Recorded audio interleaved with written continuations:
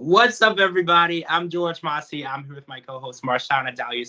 So last night, 90 Day Fiance, before the 90 days, part two of the tell-all has aired. There's a lot to discuss. Word of warning, we're not going to be able to get to everything that happened last night. We're going to cover as much as we can, but it's just not possible. Guys, it was a 3 hour in all tell-all. There was so much. And Memphis wasn't even there. She was there for everyone else's stories, and then she got sick and had to leave. So we didn't even get to hear them interrogate Memphis and her story and all her timeline. So we'll never know unless she's on 90 Day Diaries at some point. So let's talk about Kim, Jamal, and Usman. So Kim finally reacted to seeing the video of Zara and Usman on the video call. And everyone could see that there was some chemistry and connection there. And I think Usman was trying to talk his way out of it and saying, oh, well, we're not together and she's not who I want. And it kind of made it worse by saying I could have any woman that I want. And if I wanted that, I would do it. That's never really a good statement when you're defending your actions. That's never really saying, well, if I wanted to, I could.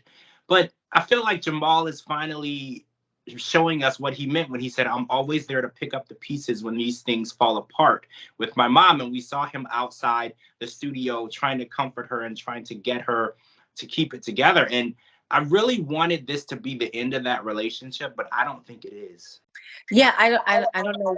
I don't know what it's gonna take for Kim to see what is happening here. Like, I'm not really sure what we're waiting on. At least we know she has somebody good in her corner with her son Jamal, who's there trying to be the voice of reason, trying to get her to open her eyes, trying to get her to see, trying to comfort her. And I think everybody else was trying to get her to see it too. But it just shows you how like misleading Usman can be, because even though we all saw with our own two eyes the level of like he was so giddy talking to Zara, it was like not like I've never seen him that giddy in an entire week with Kimberly than I saw him in just that one very brief phone call with Zara. So he's all in, obviously, but he's telling her, like, no, there was no chemistry there. We have eyes. We can see it was there. It was plain to see. So, Kimberly, hopefully, even if we see you back in the 90 Day universe, we never see you back with Usman. It's with someone else. Please, I want you to be treated right. And the way that he acted in the call and the way that he got dressed and he made sure he looked good, and I didn't see him take that effort for you, because I know she said, I want you to do a grand gesture for me. I feel like that was the most effort he's done, and it was for somebody completely different. Let's talk about Ella, right? So Ella tells us that her love language is touch, and she was defending her actions for cheating because she felt that 2 years is a long time to not be touched. And she said that it's okay, and even if Johnny would have done the same thing to her, she wouldn't be upset because distance is something that she understands. And an international relationship is based on trust, because you could go out and do anything and they would never know. And a lot of the cast members said, if the trust aspect isn't there, it's not really a relationship. And Ella wanted it to be more of an open relationship, but Johnny said in his culture, there's no such thing as an open relationship. When you're with someone, you're with only that person. So she claims that they're the strongest couple there. At the end of the tell-all, she said, I don't want to be cocky, but I believe that my relationship with Johnny is the strongest relationship there. What do you think about that statement? Okay, first of all, I'm still of the mind that Ella, you didn't really cheat on that man. No one who cheats is proud of cheating. No one who cheats is so willing to say that they're cheating. People who cheat are usually trying to lie, trying to hide, trying to cover it up. So the fact that she was even trying to say, like, yeah, no, that's it. But then when they're asking her, like, Sean is like, hey, like, what about your birthday? She's already trying to lie. She's already trying to cover it up, because I feel like that's the time she did something wrong. Because see, when people cheat, they're trying to cover it up. They're not so proud. I think the birthday is when something went down, and that's when she's telling us nothing happened. So, like, Ella, you are a dishonest person at this point, right? And I'm not here to say, like, I don't want to disparage Ella, but if make it make sense for me that you say that touch is your love language and you're in a long distance relationship. Like, the math just simply isn't mathing. Somebody's being dishonest, and Ella, it's you. I feel like Johnny is too good for her, and I hope that I really just like the culture that he isn't seen as something that women want there, because I feel like he's a good guy. He is understanding and respectful, and I feel like he could do so much better than Ella. No offense to Ella, but Ella, I feel like you're not ready for a relationship. Yeah. And when you are ready for a relationship, you will be a great person to that person. But until you get there, it's just not time. So we found out Ben went back to Peru after he left and they broke up and tracked Mahogany down. They were supposed to meet at that same restaurant. She made him wait over 2 hours. She didn't actually stand him up, but they went back and she stood him up this time. And then he said that she found her at the beach and they had a conversation and she finally showed vulnerability.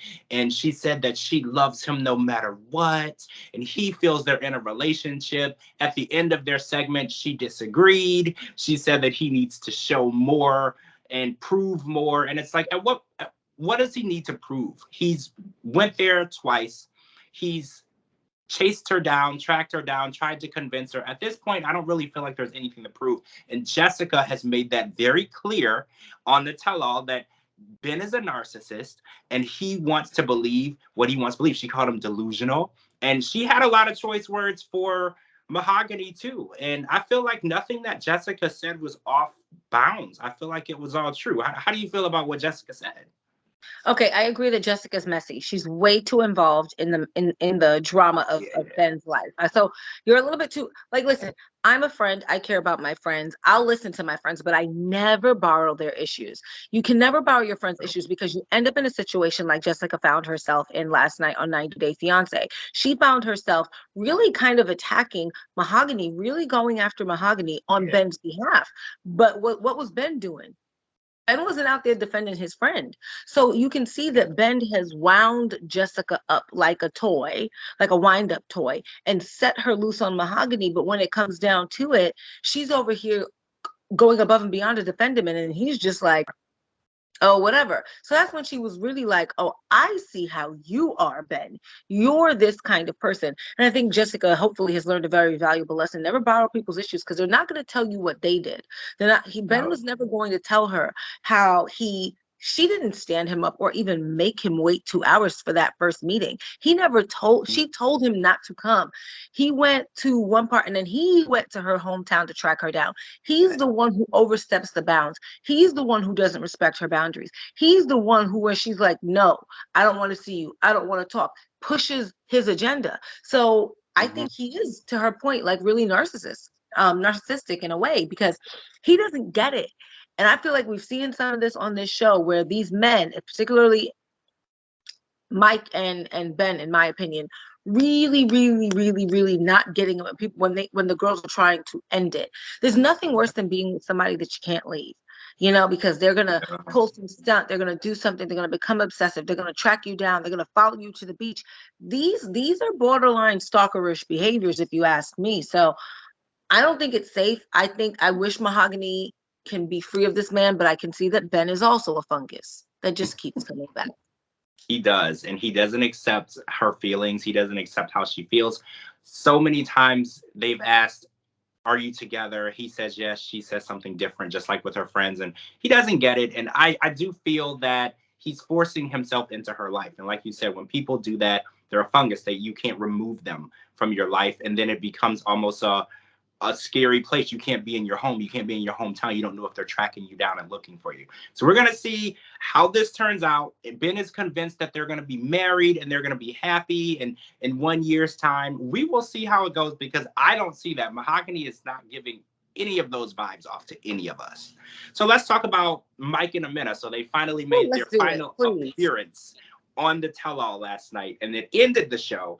And we saw Mike again, all in, and Jimena again, not even a little bit, 1 foot in the door in. And we even saw Nelsie confront her. And we know Jimena does not like to have conversations with Nelsie because Nelsie is ready to call her out and ready to say the things that she doesn't like about her. But at the same time, we have to understand, a lot of people did see this. Mike is egging this on. Mike told us last night he's still paying her rent. He's still sending her money for food. He's still doing things for her. So Nelsie is trying to protect Mike, but Mike doesn't want to be protected. So I feel like yelling at Jimena and calling Jimena names isn't really the problem. The problem is Mike. The root of the problem started with Mike.